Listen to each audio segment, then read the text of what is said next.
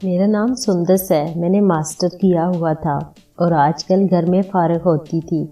میرے گھر والوں کو میری شادی کی فکر ہوئی تو میری خالہ کے بیٹے سے میری منگنی کر دی گئی، جسے میں پہلے سے ہی پسند کرتی تھی. خالہ کے گھر میرا آنا جانا لگا رہتا تھا.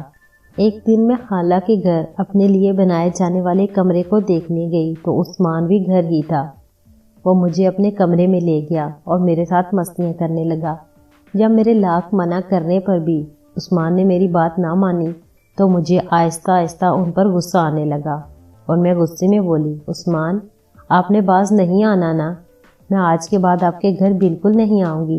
خالہ نے بلایا تب بھی نہیں. یہ سنتے ہی عثمان نے میرے ہاتھوں پر سے اپنے ہاتھ ہٹا لیے اور مجھے اپنی طرف کھینچنے کی ناکام کوشش ترک کر دی اور برا سا منہ بناتے ہوئے کہا، سندس صاحبہ بیگم ہیں آپ میری. میرے غصے میں بھی ابھی تک کچھ خاص کمی نہ آئی تھی. منگیتر ہوں میں آپ کی، یہ کہتے ہوئے میں عثمان کے کمرے سے نکلی اور نیچے لیونگ ایریا میں آ گئی، جہاں خالہ کسی کتاب کے مطالعے میں مصروف تھی. خالہ نے مجھے نیچے آتے دیکھ کر کہا، دیکھ آئی بیٹا اپنے ہونے والے روم کی سیٹنگ. میں نے اپنے چہرے پر سے حقیقت کو چھپاتے ہوئے اور ہلکا سا مسکراتے ہوئے کہا، جی خالہ آپ اجازت دیں میں جاؤں. خالہ نے پل بھر کی توقع کے بعد کہا، اڑتے اڑتے آتی ہو اور یوں ہی چلی بھی جاتی ہو، تھوڑی دیر بیٹھ جاتی. نہیں خالہ پھر کبھی آ جاؤں گی. تب خالہ نے مسکراتے ہوئے اجازت دے دی اور مجھے پورٹ تک چھوڑنے کے لیے آئی. میں اپنی کار میں بیٹھی اور وہاں سے روانہ ہو گئی. عثمان میری خالہ کے اکلوتے بیٹے تھے. ہمیں ایک دوسرے سے تب سے محبت تھی جب سے ہم نے اس احساس کو پہلی بار سمجھا تھا، جب انہوں نے مجھ سے اظہار محبت کیا. پھر کیا تھا، تب سے اب تک ہم دونوں نے اپنی روحوں کی سپردگی ایک دوسرے کو کر رکھی تھی. اب ہم دونوں 25 سال کے ہونے کو تھے. عثمان اور مجھ میں ہر طرح کی انڈرسٹینڈنگ تھی. بس ایک بات تھی جس میں ہماری سوچ ایک دوسرے سے مختلف تھی، اور وہ بات تھی عثمان کا یوں مجھے چھونا. میری تربیت پرورش میں جہاں امی نے مجھے ہر بات سکھائی، وہاں یہ بھی ایک بار کہا کہ ہر طرح کی آزادی مل جانے سے کبھی یہ مت بھول جانا کہ تم ایک لڑکی ہو اور تمہاری کچھ حدیں ہیں. کبھی کچھ ایسا مت کرنا جس سے تمہارے ابو کا سر نیچا ہو. امی کی ان باتوں نے مجھ پہ ایسا گہرا اثر کیا کہ ہمیشہ میں نے ہر چیز سے بڑھ کر اپنے کردار کی حفاظت کی اور اپنے کردار کو حیا کی چادر میں چھپا کے رکھا. میرے خالو اور ابو شہر کے مشہور بزنس مین اور ایک دوسرے کے بزنس پارٹنر بھی تھے. عثمان کی حرکت سے خراب ہوا میرا موڈ گھر پہنچتے پہنچتے کافی حد تک ٹھیک ہو چکا تھا. کار اپنے پورچ میں روکتے ہوئے میں باہر نکلی تو دیکھا کہ سامنے لان میں میرا ازلی دشمن یعنی میرا کزن، جو ہمارے گھر ہی رہتا تھا، مجھ سے 4 سال چھوٹا، اپنے پالتو کتے سے عشق لڑانے میں مگن تھا. میرا کوئی بھائی نہیں تھا، اس لیے امی ابو نے دانش، جو کہ میرے چچا کا بیٹا تھا، اپنے گھر میں رکھا ہوا تھا. میں پورٹ سے نکلتے ہوئے اور گھاس پہ پتھروں کے بنے 3x3 کے واکنگ ٹریک پر سے ہوتی ہوئی لان میں داخل ہوئی اور شرارت بھرے لہجے میں بولی، رونا آتا ہے اپنے بھائی کی یہ حالت دیکھ کر. اس کے عشق کرنے کو اب کتے ہی بچے ہیں کیا؟ انسان کوئی نہیں ملا اسے. دانش نے مسکراتے ہوئے کہا، آپ بھی تو بہن ہی ہیں نا میری، بھلا آپ کیسے کسی انسان سے عشق کر سکتی ہیں؟ میں نے اس کی بات نہ سمجھتے ہوئے اپنی ایک آنکھ کو تھوڑا سا سکڑتے اور اپنے ماتھے پر بال ڈالتے ہوئے اس کی طرف دیکھا. دانش نے میری اس کیفیت کو خوب انجوائے کرتے ہوئے مسکرا کر کہا، عثمان بھائی کی بات کر رہا ہوں میں سندس باجی. اس سے پہلے کہ اس بےہودہ مذاق پر میرا مکہ اس کے کندھے پر جا لگتا، وہ اندر کی جانب بھاگ پڑا اور اس کا عشق کے واحد یعنی اس کا کتا بھی اسی کے نقش قدم پہ دوڑتا ہوا اندر کی جانب ہو لیا. میں جب تیز تیز قدم چلتی ہوئی اندر پہنچی، دانش امی کے ساتھ صوفے پہ بیٹھا ہوا تھا اور اس کا کتا اس کے قدموں میں بیٹھا دم ہلا رہا تھا. میرا چہرہ غصے سے بگڑ چکا تھا. امی اس کو سمجھا کے رکھیں، کسی دن میں نے اس کا منہ توڑ دینا ہے. چونکہ یہ ہمارا روز کا ہی ڈرامہ تھا جس کی امی اچھے سے عادی تھیں، اس لیے انہوں نے مسکراتے ہوئے دانش سے کہا، کیوں ستاتے ہو بڑی بہن کو؟ 2 مہینوں کی مہمان ہے اب یہ. میں امی کو مسکراتے دیکھ کر اور چڑ سی گئی اور اوپر اپنے روم میں آ گئی. اس کمینے دانش کا روم بھی اوپر ہی تھا. روم میں پہنچ کے میں بیڈ پہ الٹی گر پڑی. میری ٹانگیں آدھی سے تھوڑی کم بیڈ سے نیچے کو تھیں. ابھی کچھ ہی دیر گزری تھی کہ مجھے اپنے سیل فون کی بیل سنائی دی. میری توقع کے عین مطابق عثمان کی ہی کال تھی۔ کال اٹینڈ کر کے سیل میں نے کان سے لگایا۔ دوسری جانب سے عثمان موصوف نے ایک ہی لفظ کو 20 بار دہرایا اور ایک ہی سانس میں کہا، سوری سوری سوری، مجھے انڈرسٹینڈ کرنا چاہیے تھا، اب کی بار معافی، نیکسٹ ایسا کبھی نہیں ہوگا۔ میں نے منہ بناتے ہوئے کہا، آپ ہمیشہ ہی ایسے کہتے ہو پر سدھرتے نہیں ہو۔ عثمان نے شرارتی انداز میں کہا، اس میں غلطی اب آپ جناب کی بھی تو ہے نا، نہ ہوتی آپ اتنی حسین تو ہم بھی اپنے آپ کو قابو میں رکھتے۔ میں نے شرم اور بناوٹی غصے سے کہا، عثمان باز آ جائیں آپ۔ اور دوسری جانب عثمان میرے اس انداز پہ بے اختیار ہنس پڑے۔ یوں ہی باتیں کرتے کرتے ہم ایک دوسرے سے پھر نارمل ہو گئے اور عثمان کے پیار نے میرے دل میں ان کے لیے موجود ناراضگی کو مٹا ڈالا۔ میں ابھی بھی بیڈ پہ الٹی لیٹی سرہانے میں منہ دبائے سیل کان سے لگائے ہوئے تھی کہ مجھے اپنے روم کا ڈور کھلنے اور اس کمینے کے گنگنانے کی آواز سنائی دی۔ کاش یہ پل تھم جائیں، آپ کے ہم بن جائیں، اس سے پہلے کہ میں اس کمینے کی طبیعت صاف کرتی۔ وہ ڈور بند کر کے بھاگ گیا۔ ایسے ہی تھے ہم دونوں بہن بھائی، کبھی وہ مجھے تنگ کرتا اور جب وہ نہ کرتا تو تنگ کرنے کا فرض بھی میں بخوبی سر انجام دیتی۔ شادی کو 2 مہینے رہ گئے تھے۔ اپنی شادی کو قریب دیکھ کر جہاں لڑکیوں پہ بہت سے بھوت اور جنون سوار ہوتے ہیں، وہاں میرے پر بہت تو نہیں پر ایک جنون، ایک بھوت سوار تھا، اور وہ تھا ڈائٹنگ کا۔ میں موٹی تو نہیں تھی پر ہاں بھرے بھرے جسم کی مالک ضرور تھی۔ کچھ ہی دن ہوئے تھے مجھے ڈائٹنگ شروع کیے ہوئے۔ دن میں کوئی 5 بار میں اپنے روم میں ڈریسنگ ٹیبل کے شیشے کے سامنے کھڑی ہوتی اور اپنے جسم کا جائزہ لگاتی۔ ایک دن تو میں نے باقاعدہ اپنی قمیض تک اپنے پیٹ پر سے ہٹا دی اور اپنے پیٹ کو بغور دیکھنے لگی۔ پھر تھوڑا اور میں نے قمیض کو اوپر کیا اور پیٹ سے تھوڑے اوپری جسم کو دیکھا۔ پھر جانے من میں کیا سوجی، میں نے اپنی بیک کو شیشے کی جانب کیا اور قمیض کو بیک پر سے ہٹایا۔ اب میں آہستہ آہستہ گھوم گھوم کر اپنے بیک اور پیٹ کا شیشے میں جائزہ لگانے لگی۔ پیٹ اور بیک کا جائزہ لگاتے لگاتے اور اپنے جسم کو دیکھنے لگی اور شرمانے لگی۔ میں ایک لمبے قد کی لڑکی تھی، میرے بھرے بھرے جسم پہ یہ ہائٹ اس کے حسن میں مزید اضافہ کرتی تھی۔ میں اپنے جسم کو یوں دیکھتے دیکھتے میری سفید رنگت گلابی ہونا شروع ہو گئی۔ میری بیک شیشے کی جانب تھی اور میں نے چہرہ بھی پیچھے یعنی شیشے کی جانب گھما رکھا تھا کہ اچانک روم کا دروازہ کھلا اور میں نے شیشے میں سے ہی دانش کو روم میں داخل ہوتا دیکھا۔ میرے منہ سے چیخ نکلتے نکلتے رہ گئی۔ دانش نے مجھے آگے اور پیچھے سے اس حالت میں دیکھا تو شرمندگی سے سوری کہتا ہوا روم سے نکل گیا۔ میں نے قمیض آگے سے کافی زیادہ اٹھا رکھی تھی، قمیض میرے بے جان ہاتھوں سے نکل چکی تھی، شرم سے میں پانی پانی ہوئے جا رہی تھی۔ پھر کتنے ہی دن میرے اور دانش کے بیچ کوئی مذاق نہیں ہوا۔ میں کچھ دن بعد نارمل ہو گئی پر دانش کو پتہ نہیں کیا ہو گیا تھا، وہ اب مجھ سے کسی بھی طرح کا مذاق نہیں کرتا تھا۔ میں نے 1-2 بار اسے چھیڑخانے کی کوشش کی پر وہ آگے سے صرف مسکرا دیتا۔ میں یہ جانتی تھی کہ دانش میں آئی تبدیلی کی وجہ وہ شیشے والا حادثہ ہے، پر اسے ابھی تک نارمل ہو جانا چاہیے تھا۔ وہ نارمل ہو کیوں نہیں رہا تھا؟ بس یہی سوال مجھے ہر وقت پریشان کیے رکھتا۔ ایک دن حالانکہ کال آئی اور انہوں نے ہمیں رات کا کھانے پہ انوائٹ کیا۔ رات کو تیار ہو کے جب میں نیچے آئی تو امی، ابو اور دانش تیار ہوئے بیٹھے میرا ہی انتظار کر رہے تھے، یعنی کہ ہمیشہ کی طرح میں ہی لیٹ تھی۔ مجھے آتا دیکھ کر وہ تینوں کھڑے ہوئے اور باہر کی طرف چل پڑے۔ امی ابو آگے تھے، میں اور دانش ان کے پیچھے۔ میں نے اسے دیکھتے ہوئے آہستہ سے کہا، لوکنگ سمارٹ میرے شونے بھائی۔ میری یہ بات سن کر بس اس نے ہلکی سی ایک سمائل پاس کی۔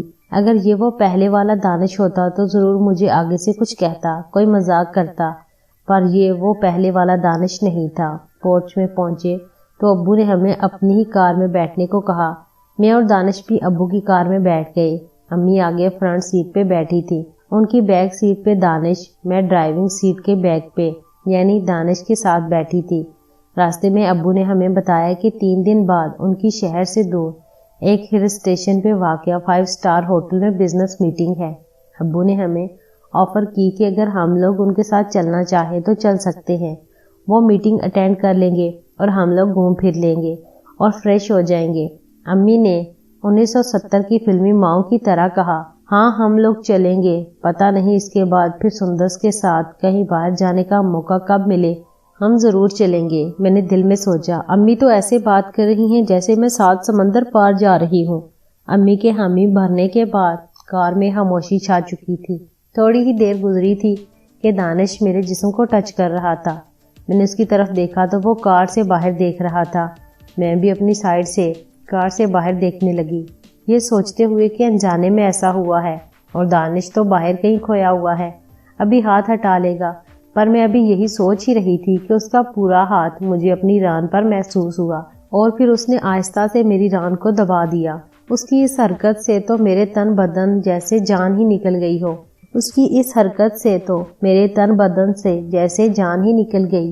مجھے یقین نہیں آ رہا تھا کہ وہ ایسا بھی کر سکتا ہے۔ میں نے اس کی جانب دیکھا تو وہ ابھی بھی کار سے باہر دیکھ رہا تھا اور اس کا ہاتھ میری ٹانگ پہ اپنی حکومت کا دعویٰ بولنے کی ناحق تیاری میں تھا۔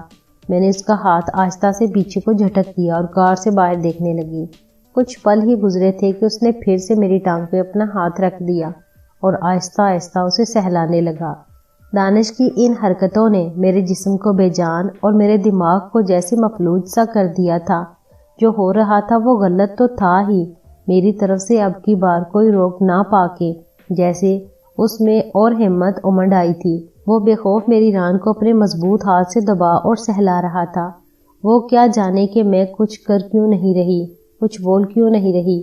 میرا دماغ کام کر رہا ہوتا تو میں کچھ بولتی بھی، کچھ کہتی بھی۔ کار میں کافی حد تک اندھیرا چھایا ہوا تھا، ورنہ اگر اندھیرا نہ ہوتا تو امی ابو نے تو بیک سین دیکھ کر بے ہوشی ہو جانا تھا۔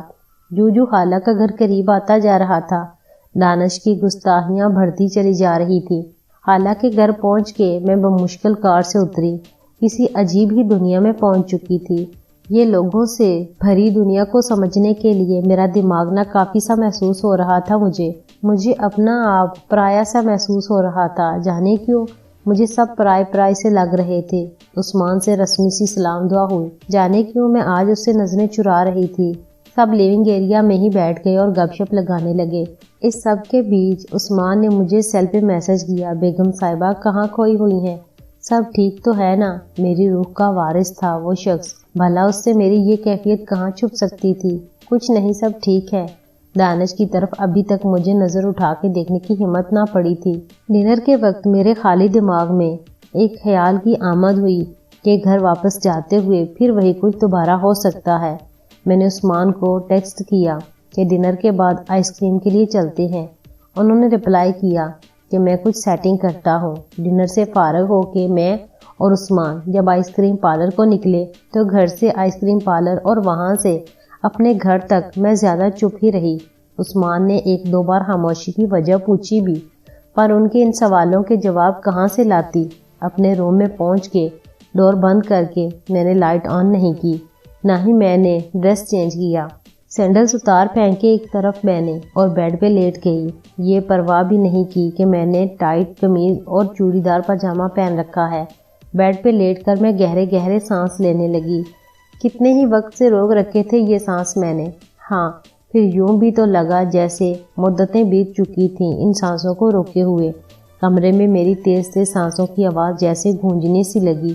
کار میں ہوا حادثہ کمرے میں اندھیرے کی پرواہ کیے بغیر میری آنکھوں کے سامنے گھوم رہا تھا۔